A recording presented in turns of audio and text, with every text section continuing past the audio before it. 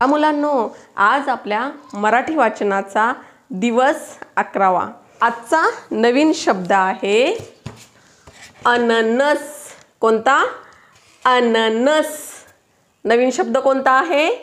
अननस। तुम्ही एकदा म्हणा बरं, अननस। अननस हा शब्द म्हणत असताना तुम्हाला थोडा अवघड जातं ना? बघा, आजचा हा नवीन शब्द आहे। कोणता? अननस। आजचा नवीन शब्द आहे अननस। आजचा आपला अक्षर आहे अ। सर्वांच्या लक्षात राहील ना? कोणता अक्षर आहे? अ। अननस अ। अननस अ। वड व। बदक ब। कमळ क। आई आ। बग चमचा च। घर घ। टरबूज ट। धर ध। आजचा शब्द कोणता आहे?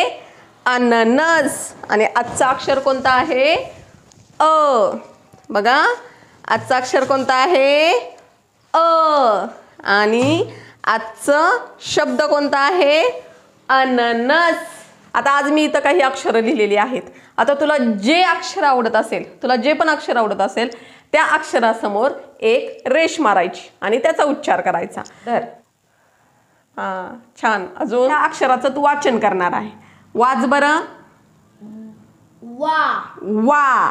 कारण याला आपण रेष मारली त्यामुळे याचा उच्चार झाला वा। हे क। क। चा। चा। अगदी बरोबर। टा। टा। घ। घ। कारण याला रेष नाही मारलेली। आता जर या घला मी जर रेष मारली असती तर त्याचा उच्चार काय होणार? घा। धा। धा। ब। ब। आ। आ। ट। ट।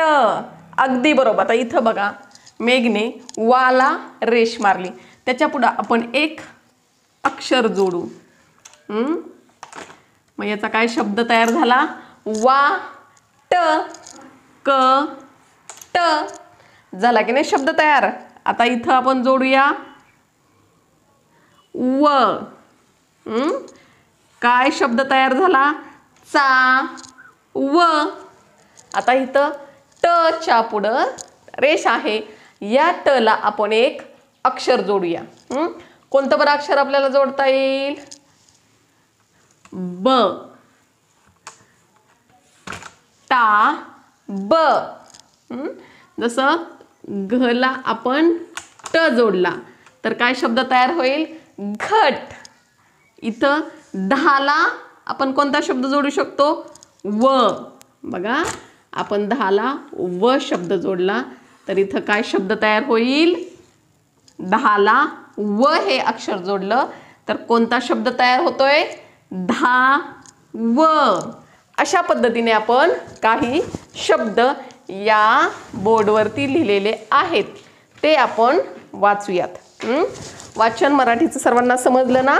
सर्वांना मराठीचं वाचन छान समजलं असेल। आता सर्वांनी माझ्या वाचनाकडे व्यवस्थित लक्ष द्या। क। बघा, तुम्हाला या ठिकाणी शब्द व्यवस्थित दिसत आहेत। क टा कटा। चा। चा का? चला काना असल्यामुळे च चा चा।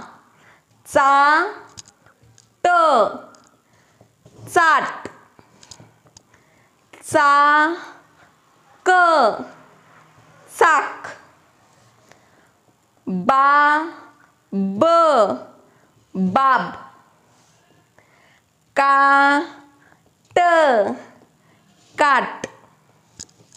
बघा पुढचा शब्द वा ट वाट। का टा काटा। आ ब आब। घा ट घाट।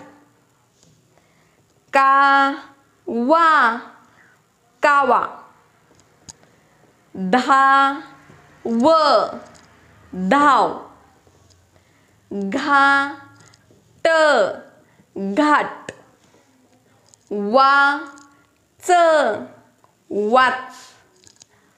चावा, चावा. टाच, टाच. बघा अशा पद्धतीने या शब्दाचं तुम्ही सुद्धा वाचन करायचं. हा व्हिडिओ पाहिल्यानंतर तुमचे पालक तुम्हाला हे शब्द वहीमध्ये लिहून देतील. लेखन तुम्ही नाही करायचं. आता तुम्हाला प्रत्येक व्हिडिओमध्ये जे काही शब्द होणार आहेत ते शब्द तुमच्या दुरेगी वहीमध्ये तुमचे पालक लिहून देतील आणि ते शब्द तुम्ही वाचण्याचा प्रयत्न करायचा. समजलं? हे छान समजलं ना तुम्हाला? एक एक अक्षर आधी वाचायचं, नंतर पूर्ण शब्द वाचायचा आणि याचा घरी खूप खूप वेळा तुम्ही सराव केला की तुम्हाला पटकन शब्द वाचन जमेल. आजचा आपला 11वा दिवस या ठिकाणी संपलेला आहे. आता तुम्हाला आजचा अभ्यास काय आहे? आज आपण व्हिडिओमध्ये जे शब्द वाचले ते शब्द घरी वाचण्याचा तुम्ही सराव करायचा. जेवढं तुम्ही वाचण्याचा सतत सराव कराल तुम्हाला छान शब्द वाचन जमणार आहे.